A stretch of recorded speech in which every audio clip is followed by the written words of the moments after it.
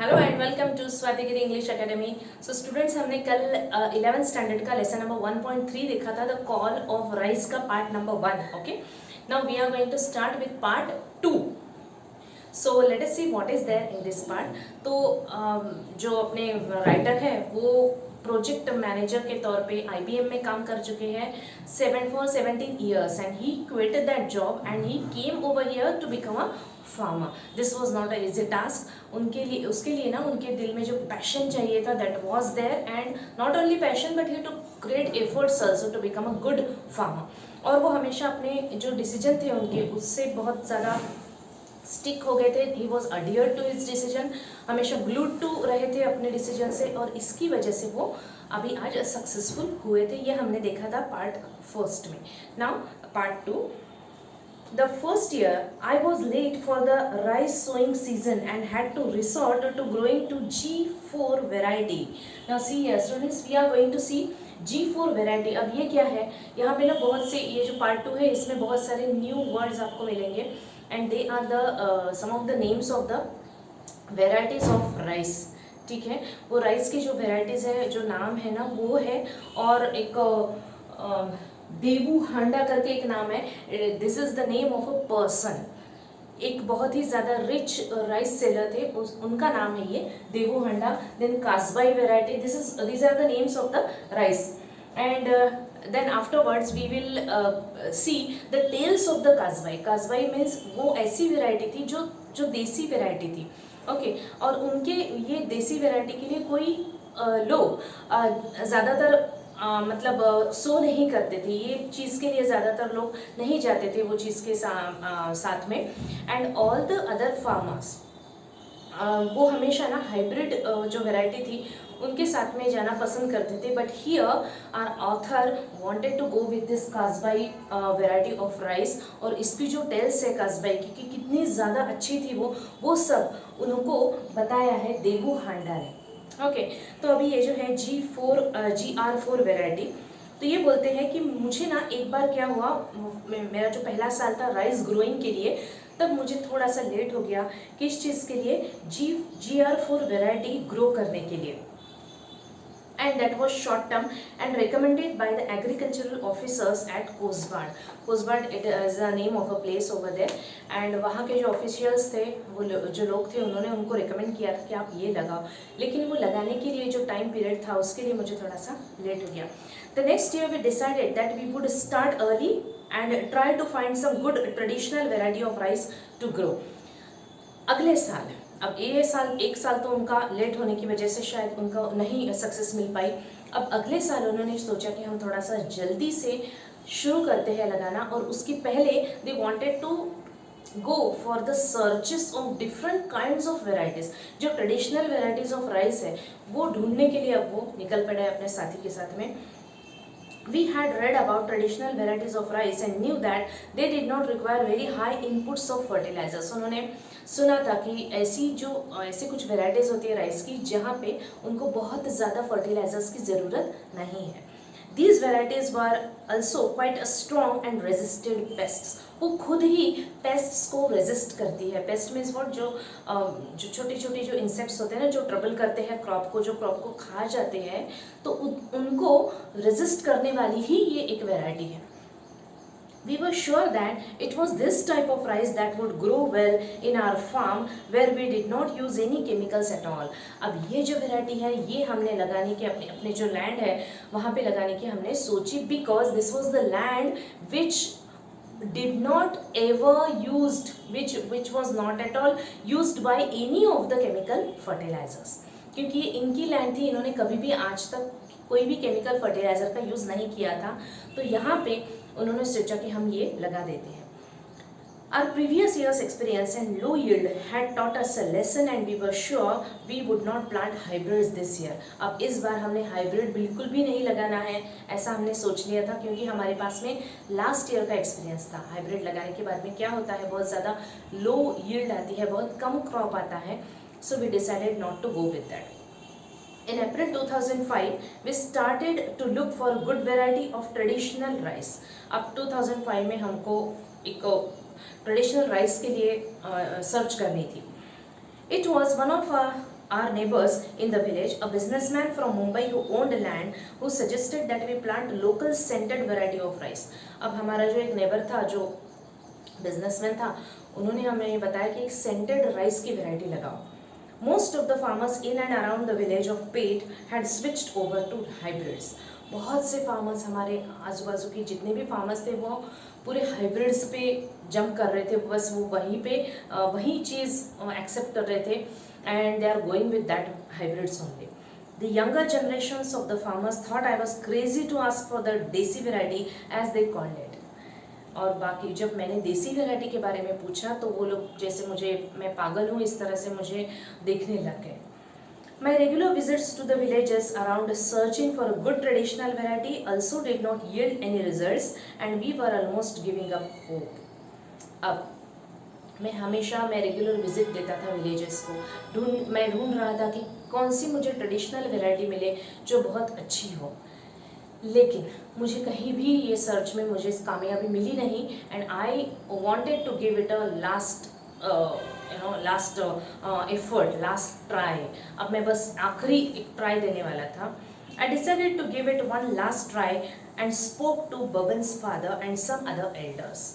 अब ये जो बबन नाम का कैरेक्टर है, मे बी ये इनका कोई दूसरा साथी होगा, तो उनकी फादर से मैंने बात की और कोई एल्डर्स से बात की. After many meaningful conversations they mention the name of Kasbai. अब बहुत सारे एल्डर्स से बात करने के बाद बहुत सारे मीनिंगफुल टॉक्स होते थे, उनकी मीटिंग्स होती थी. अब उससे मुझे एक अच्छी वैरायटी का नाम पता चला, and that was Kasbai variety. Okay, Kasbai is a traditional long-grained rice variety which has a distinct aroma, though much milder than basmati. आपने हमेशा बासमती का तो नाम सुना है ना, बासमती राइस जो होता है उससे थोड़ा कम सेंट था ये कासबाई का, but it was great one. बहुत ही डिस्टिंक्ट उसका एरोमा था और लॉन्ग ग्रेन्ड राइस था वो. It's a long duration crop and most of the older people remembered growing it years ago. बहुत से जो ओल्डर पीपल थे ना, वहाँ पे उनको याद आ रहा था कि हाँ, हमने कासबाई का ये लिया था, क्रॉप लिया था, और बहुत वो लॉन्ग टर्म प्रोसेस है, मतलब पूरा साल बस वही चलते रहता है. But they all shook their heads when I asked them about the seeds and told me that it had disappeared. जब मैंने पूछा कि I want to switch over here, मैं ये लगाना चाहता हूँ कासबाई, तो उन्होंने बस बोल दिया कि नहीं, अब तो वो डिसअपियर हो गया है, हमें तो कुछ पता ही नहीं है कासबाई के बारे में. The tales of Kasbai made us more determined to get it. अब जैसे जैसे हमें ऐसा लगता है ना कि मुझे वो चीज़ चाहिए ही चाहिए, when we are eager to get that thing, and when we are not getting it, even after our many of the efforts. यहाँ पे भी ऐसे ही हुआ राइटर के साथ में कि उनको कासबाई अब लगानी ही है किसी भी हालत में, चाहे वो ओल्डर पीपल उनको नहीं बोले, चाहे कोई उनको क्रेजी समझे या कुछ भी हो. Now these guys, they just want to get it. We decided that if we did manage to get some seeds, this would be a great rice to grow. वो बस सोच रहे थे कि हमें बस थोड़ी सी सीड कहीं से मिल जाए ना कासबाई की, बस हम लगा देंगे. I thought the government may know something about it. अब मुझे लगा गवर्नमेंट को शायद मालूम होगा. A visit to the agricultural officer was enlightening. Enlightening means give greater knowledge. अब ऐसा ऑफिसर जो गवर्नमेंट सर्विस में है और एग्रीकल्चर के बारे में बहुत कुछ जानता है, ऐसे ऑफिसर को मिलने जाना, it was a great occasion we can say, क्योंकि उनकी वो जो ऑफिशियल है उसकी तरफ से हमें बहुत सारी नॉलेजेबल इंफॉर्मेशन मिल सकती है.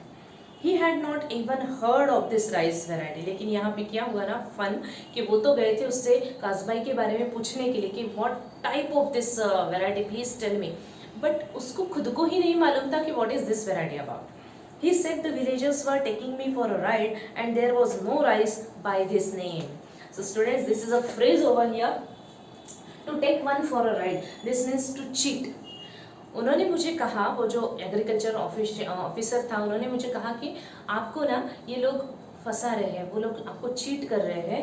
दे are taking you for a ride means ये लोग आपको चीट कर रहे हैं, बस ऐसे ही कुछ तो भी हवा में बातें बोल रहे हैं. कासबाई नाम का कुछ तो भी है, मैंने तो आज तक इसका नाम भी नहीं सुना. He rattled off the names of a number of latest hybrids and even offered to give me some of them free of cost for a trial. Rattled off means talked rapidly.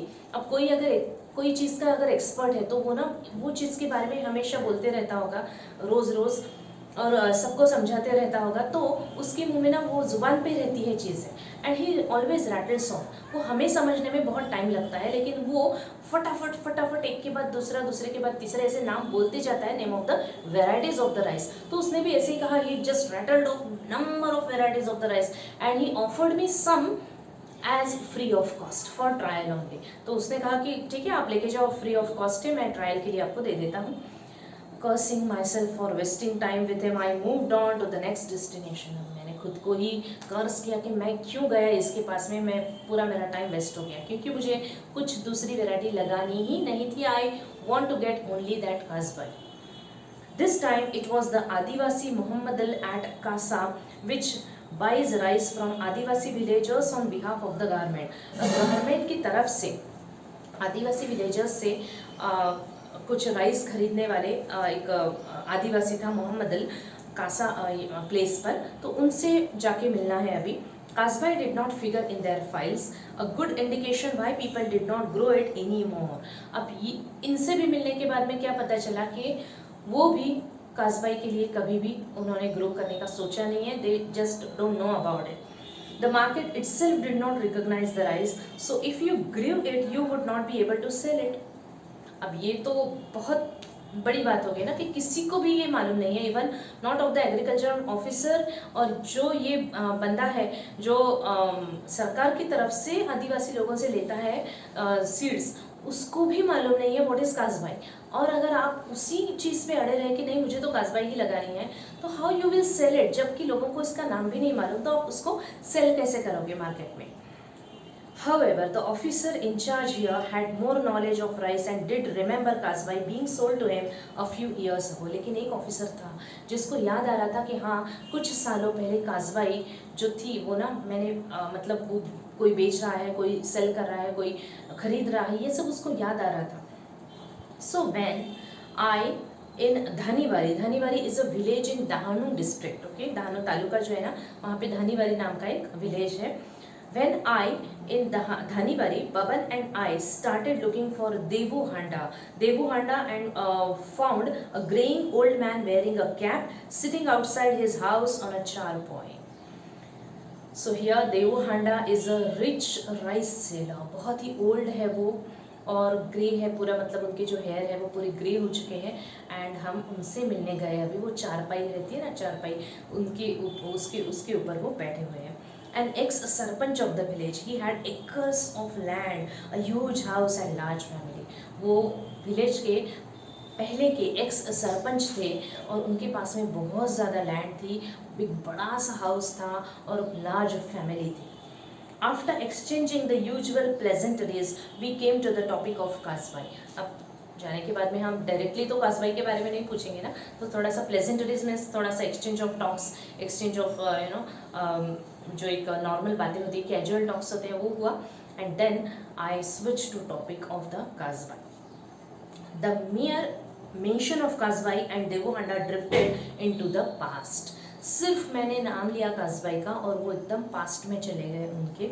His eyes turned dreamy and with a tremble in his voice he told us how the entire village at one time grew only kasbai. अब वो बताने लग गए, हाँ एक ही first उनको person मिला है जो कासबाई के बारे में बहुत अच्छे से जानता है, and he is going to tell the stories also of Kasbai. तो वो अभी टेल्स बता रहा है कासबाई की कब एक टाइम ऐसा था कि जब हमारे ज़माने में सभी विलेजर्स सिर्फ कासबाई ही उसका ही प्रोडक्शन लेते थे। He said there was a time when people passing our village during lunch time would be forced to stop and ask for a meal.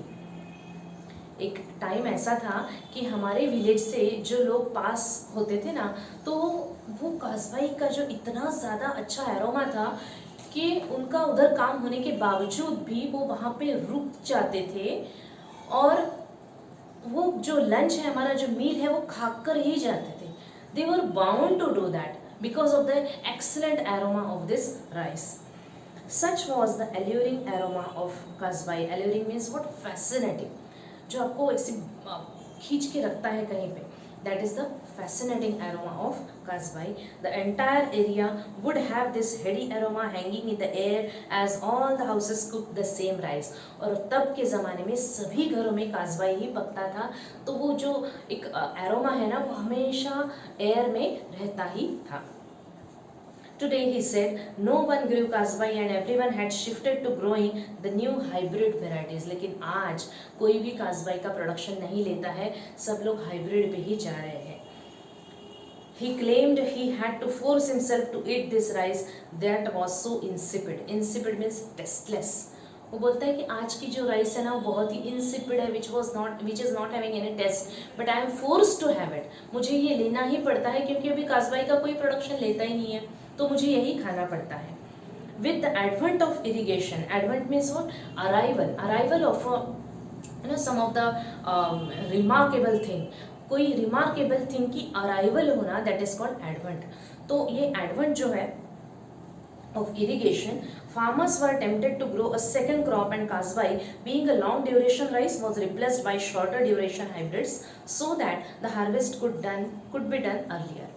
काजबाई का एक क्या है ना कि वो लॉन्ग ड्यूरेशन राइस क्रॉप है, मतलब आपको पूरे साल भर में काजबाई ही लगाना होता है.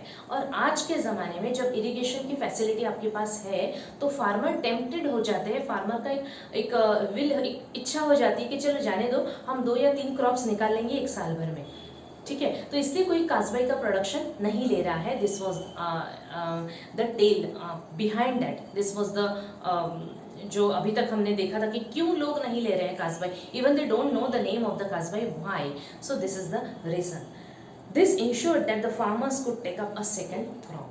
तो इसलिए ना जो फार्मर्स है वो सेकंड क्रॉप की तरफ जा रहे हैं. And this was the reason told by that aged Vasan Devu Handa.